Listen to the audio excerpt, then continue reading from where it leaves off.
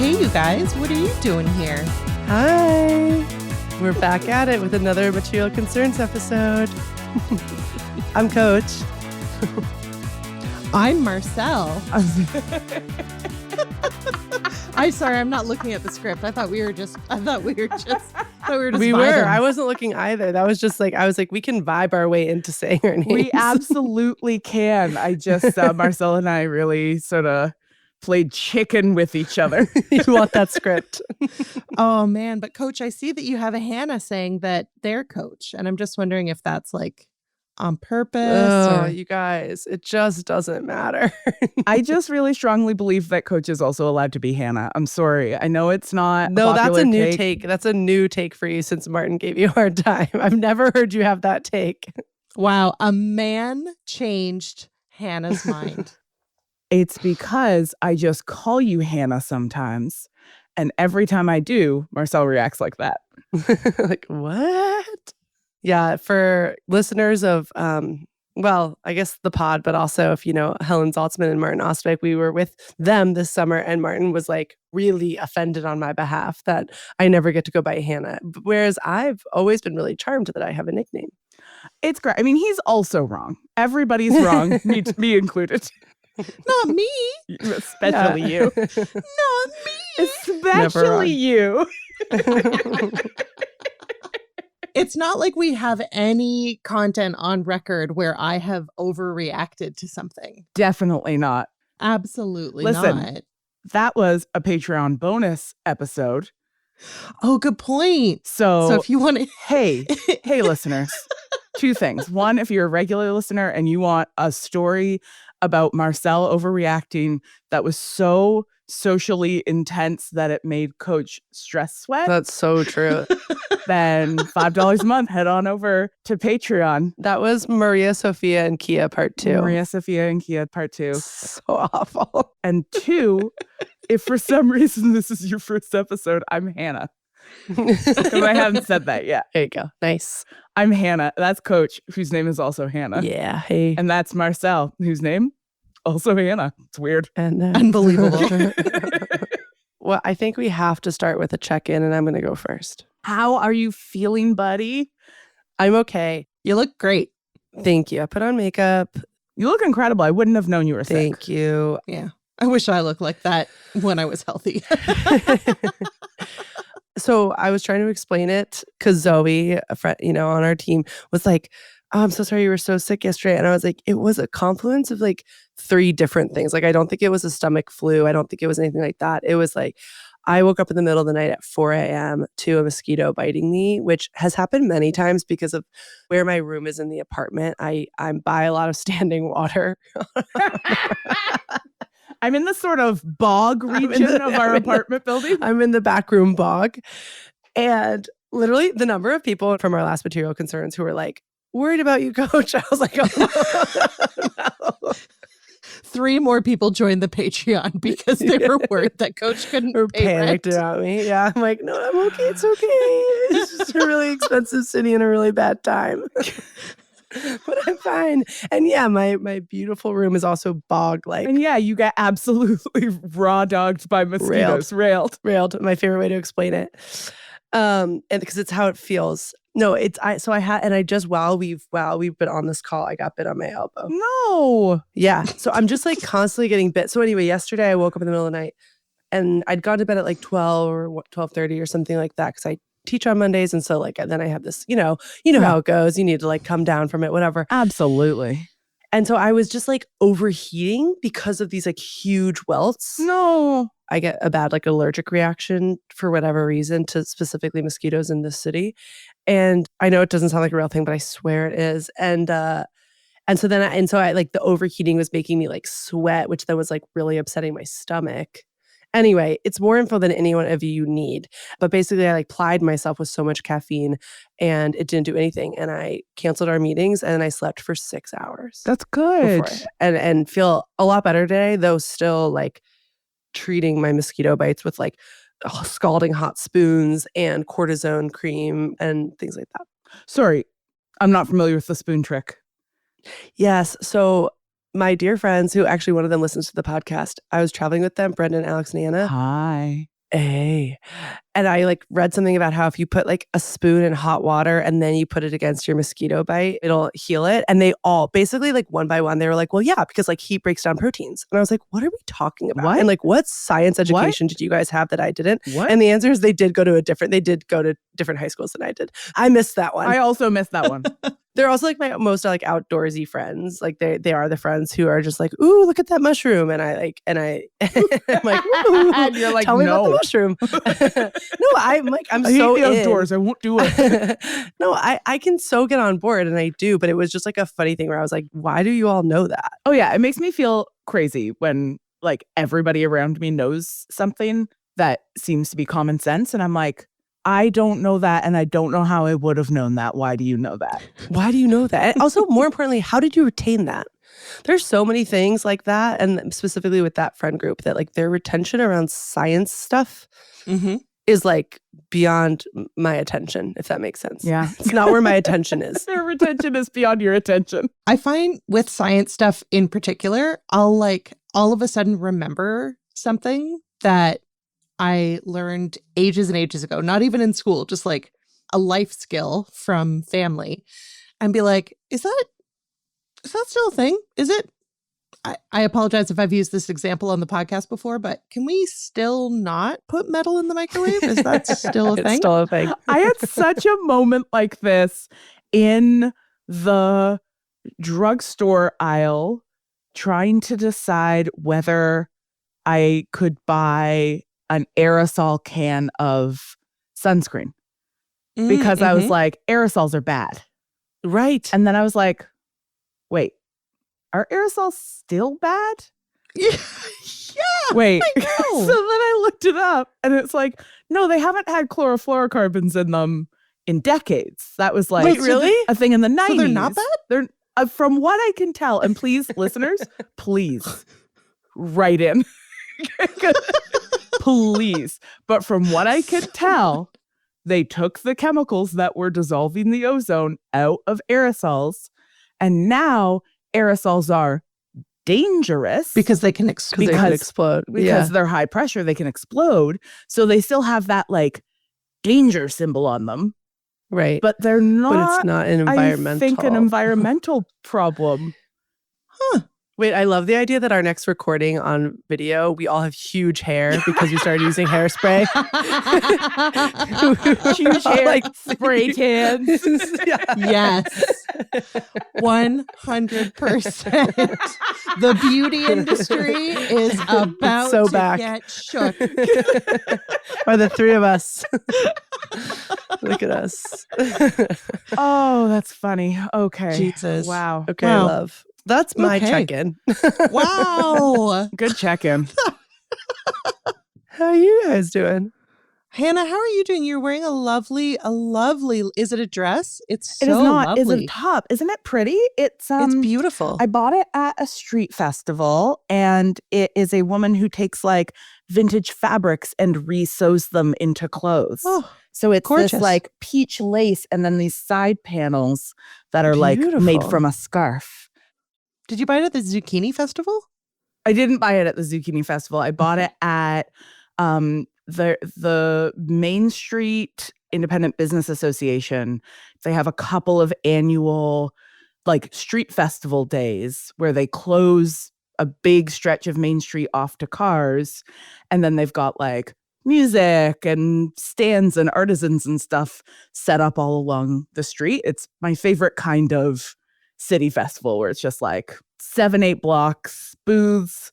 I bought a bunch of like, fun stickers and like, I love that. yeah, it was an absolute delight, and bought this garment, which I adore. I love the color. I am still figuring out how to style it.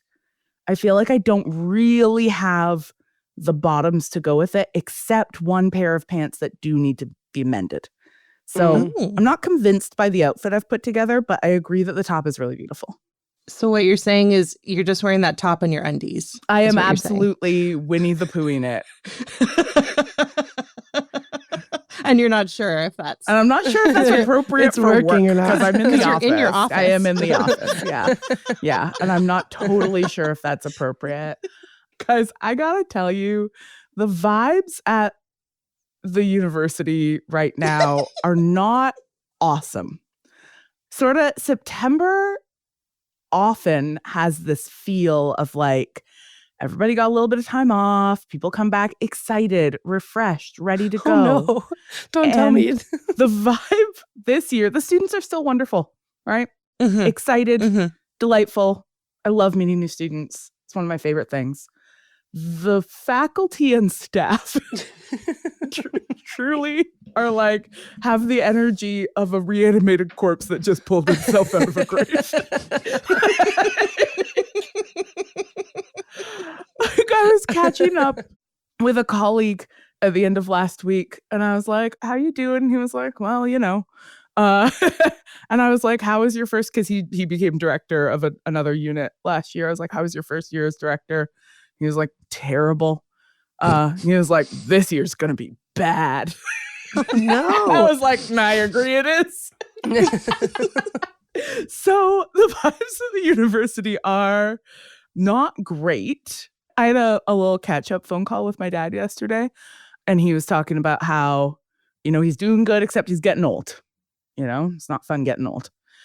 And he was like, how are you doing? And I was like, I'm okay. I feel like everybody I know and love is being ground to a fine powder by late capitalism, and none of us can imagine a respite from it except working ourselves to death. So like, okay. So that's kind of grim. And he was like, oh, I guess maybe being old isn't that bad.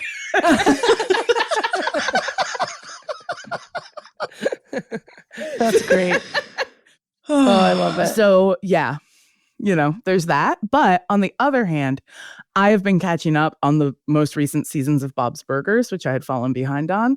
And guys, this show, It was great. it's giving me hope.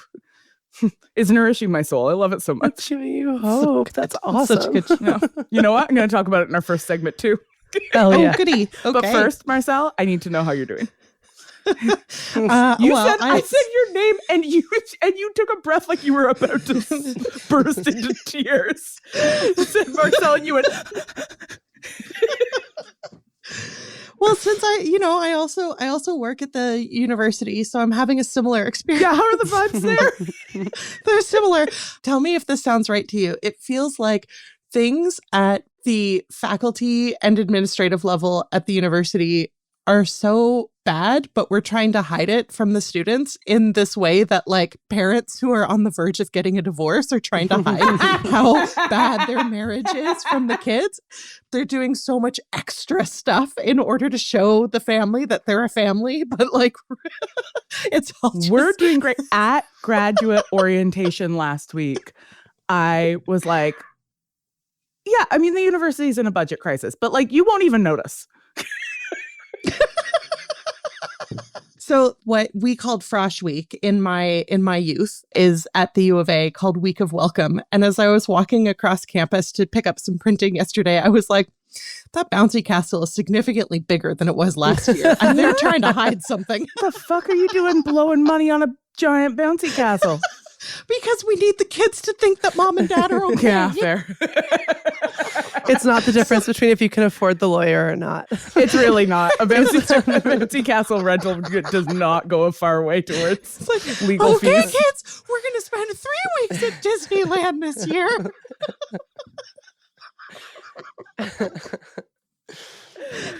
You're not going to college, though. That money's gone. Oh, God. So not good. And but on the plus side, you've been involved in municipal politics, and I bet there's a lot of optimism there. Similarly in crisis. Yeah. Similarly, that turns out not only is the post-secondary education system in Alberta in crisis, the regular education system is in crisis too. Yeah, more so even. Further on in a crisis. In BC, it's certainly, I would say, like a good decade ahead in terms of crisis temporality.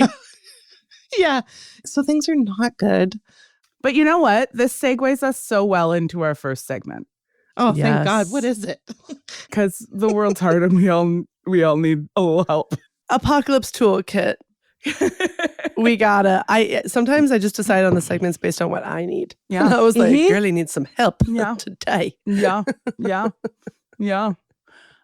We need a jingle for "Don't Worry About Coach," or maybe just like "Don't Worry About Us." Yeah. I mean, Coach, I actually feel like the "Don't Worry About Coach" jingle should be you.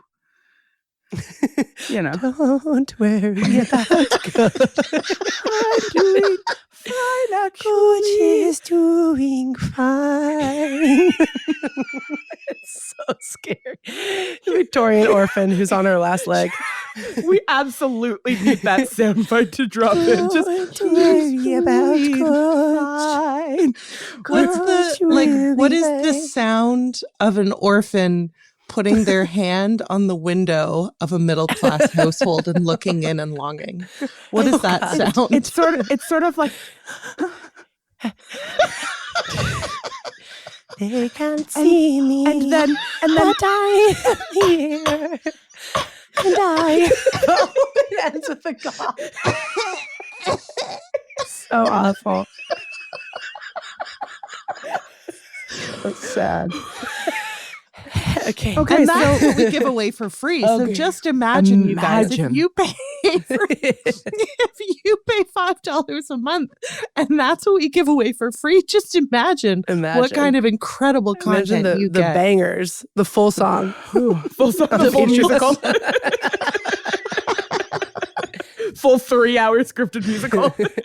It starts with her being like, and everything's gonna be great. And then that's the end of Act 1 is, don't worry about me.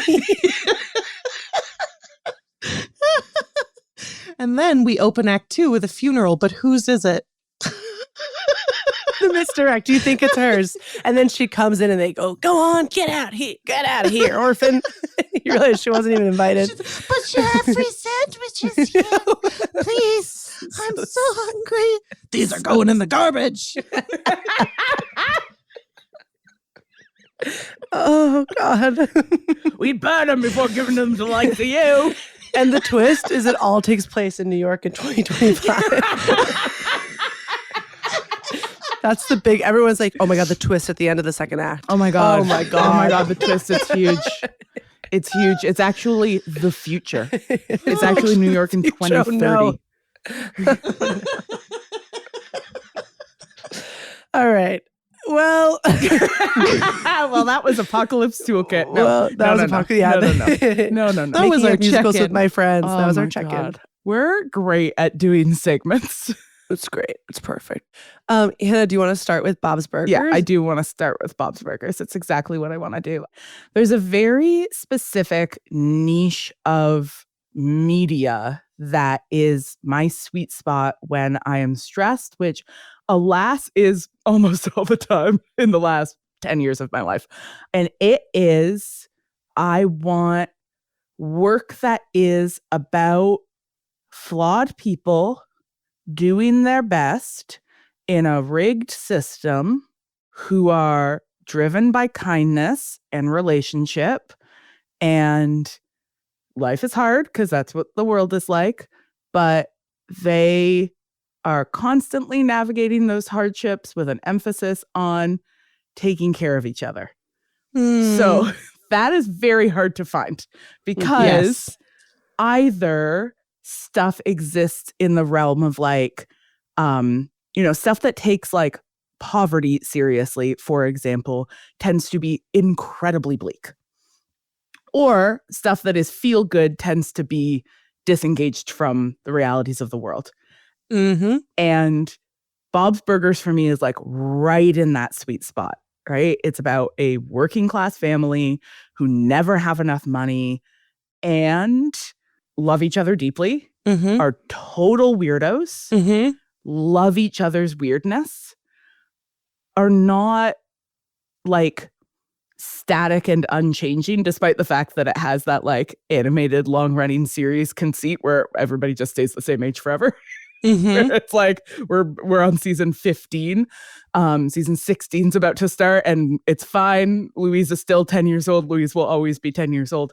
But somehow they managed to create character growth within these sort of micro stories. But there's always this orientation. I keep thinking about how like Bob gets offered these opportunities to become more successful, and they keep not working out because he's too kind, like he's too good. Oh.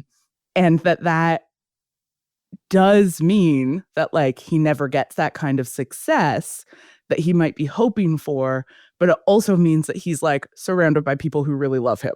And for me, it's so sustaining and nourishing to be like, life can be hard and not bad. Like life can be hard and also good. In fact, mostly life is hard, but also good. And the specific weirdness of these characters really speaks to me. I love how weird they are. I love how feral they are.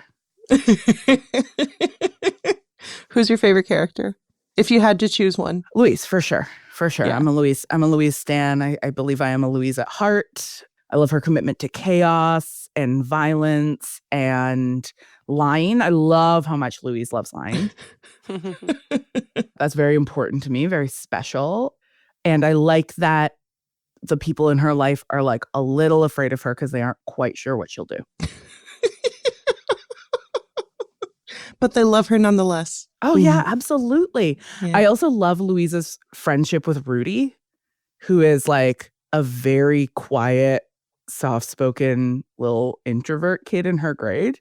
That's cute. I also really identify with this, like, being a sort of loud, confident weirdo who takes the quiet weirdos under their wing. That's sweet. Yeah. What about you, Marcel? Do you have a favorite Bob's Burgers character? I think Jean makes me laugh the hardest. God, I love Jean. Is Jean the mom? No, Jean's the boy. Jean's the middle child. Jean loves his mother completely and makes experimental music. Oh, great. Yeah. There's a great episode in season 14 where Jean teaches himself to lucid dream in order to rediscover the perfect song that he thought he wrote in his dream. And he finally successfully lucid dreams his way back to the song, and it sucks. That's funny. That's hilarious. That's perfect. It's really good. It's really good. It's so funny. I love his voice. I just love, and I love Linda. Yes. I love Linda's like deep devotion to her kids and her like, again, like she's lightly feral. Yeah. And that sort of disregard for social niceties is also very pleasing. Like just watching people who you know are doing things based on their urges, and those urges are not inherently unkind or selfish or right, because it's like we have that narrative so often that like innate human nature, if people are not managing themselves in some way, they'll turn to cruelty. And it's like to see this person who's like so unhinged and so bad at reading social cues, but just faces the life with like enthusiasm and love and kindness and an unhinged level of joy at like crackers. Yeah. She loves crackers. That bitch loves crackers. She loves crackers. And she loves Bobby. She loves Bobby. She loves her kids. Oh. Yeah. She loves the gay raccoons who live in their alley. I gotta watch the show. She loves her horrible sister. She loves her horrible sister. It's such a good show. It's so well written. It's so well voiced. It's so funny and kind at the same time. It makes me feel good. Yeah. And that is what I need in my life, is art that makes me feel good. But not in a numbing out way. Art that makes me feel good in a like, hey man, people are just people, huh? I need that. I need that a lot of the time. Yeah. So, Bob's Burgers. Tell your friends. Season 16 about to start airing. How about you, Coach? What's in your apocalypse toolkit? What was making me think about The History of Sound, a collection of short stories by Ben Shattuck, who's Jenny Slate's husband. Very fun. The movie is coming out, the adaptation that he wrote the screenplay for with Josh O'Connor and Paul Mescal, that I've heard is like middling. So just saying that to anyone who's seen it and it's like, I'm like, I've heard. But the collection of stories I read in the last couple of weeks, and it says it on the back cover, but I agree with it that the through line of the book is really like people in difficult circumstances trying to love each other through that. I don't want to spoil any of the stories for you, but there's like, I really loved the structure of the collection is like A, B, B, C, C, D, D, E, E, A, or something like that. So it's to say like the first short story and the last short story have like a thread between them, and then in between it's like every other one. And it's off of some like poem structure or style. I can't remember what it is. But so that's really fun too. There's like some interesting like world building in that way, with like a painting from one short story is then like the focus of a different short story. That's fun. That also feels improv-y. Yes. Yeah. Oh yeah. It totally, you're so right. Yes, it definitely feels sort of like narrative callbacks that then like the meaning of the object or the person or the street or the house or whatever it is like takes on, there's like layers to the meaning. And so it's very satisfying, I would say. And also I found it very comforting because it also sort of like bridges people across generations, which I often find comforting thinking about, but definitely like in the short stories, these like little slices of life, you can feel how like deeply rooted these people are in time and space or across time and space. So, and I'll say like, there's one, for anyone who's read it, the one that's really stuck with me is the one about the son who lives with his widowed mother and her former lover comes to visit with his fiance. But the protagonist is the son. And I just like was really moved by it. And I'm down to talk about it if you want to slide into the DMs. But yeah, anyway, so I really recommend it. And I've heard it's a great listen too, because the audiobook, they did it where they cast people to voice different stories. Oh, nice. I like that. Nick Offerman is one of the voice actors. Yeah. Sold. So for the Marcels of the world who aren't going to read, maybe pop in those headphones and take a listen. Yeah. Really cool. Anyway, that's been in my toolkit. Marcel, what about you? I don't know, you guys. Your children? Your children said with sort of resignation? Worst case scenario, maybe your kids?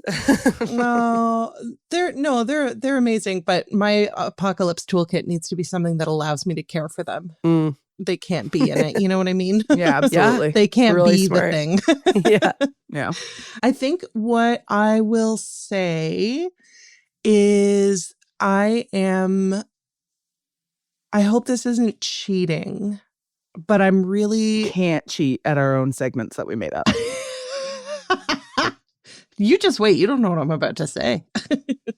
No, you're right. You're right. I think it is being in community with people who share the same set of values. And sometimes that will be a group of people who you really only know in this one context. For example, running for municipal politics.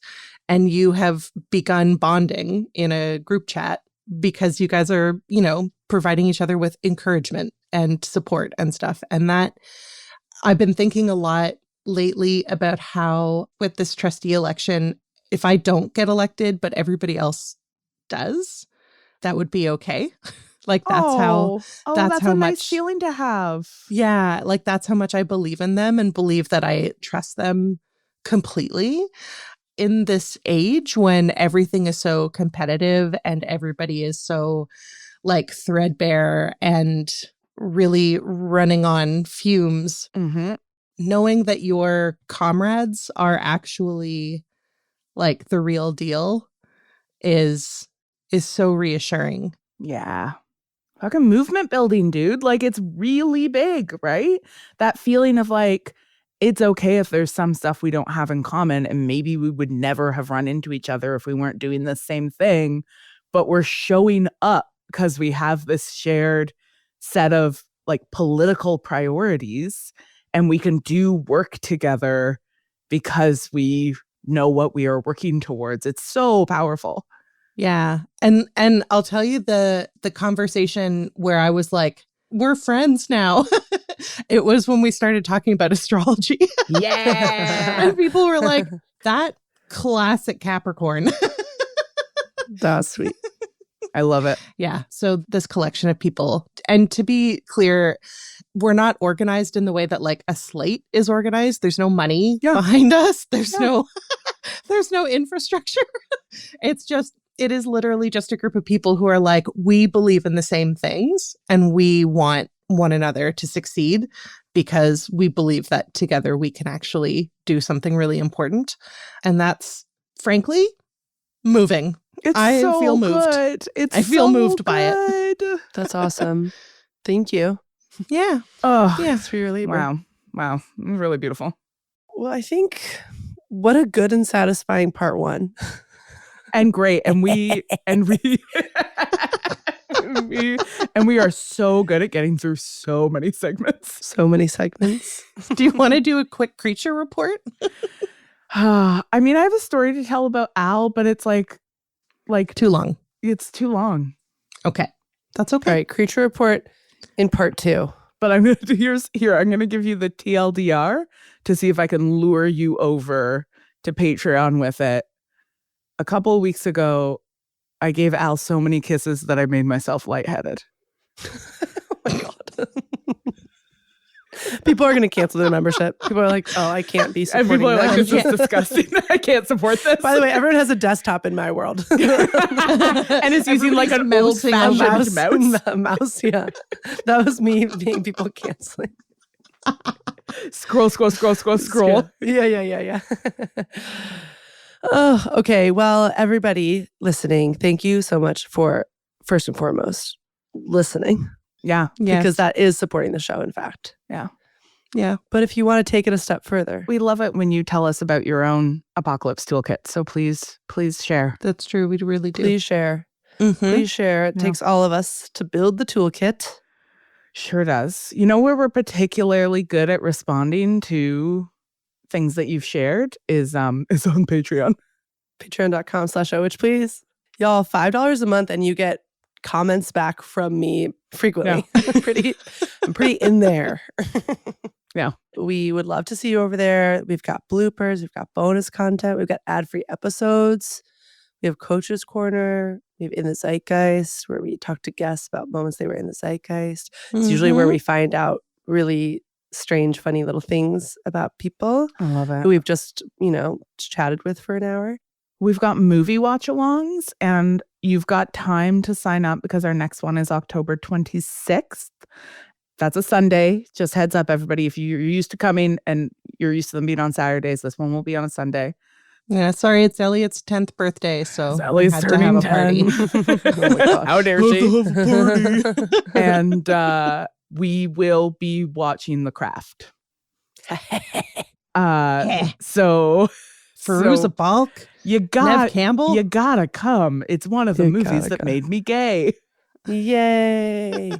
So if you go to patreon.com/OH, please, you can see the different tiers and the different perks of all the tiers.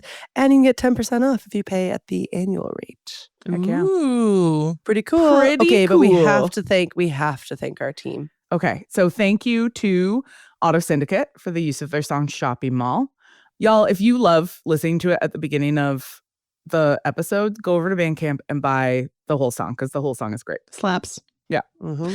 And hey, thanks to the whole Witch Please Productions team. Gabby Iori, Zoe Mix, Malika Gumpangam, Ruth Ormiston, and our executive producer, Hannah Rehack, a.k.a. Coach. Woo. All right, see you on Patreon. Bye. Bye. Bye. I want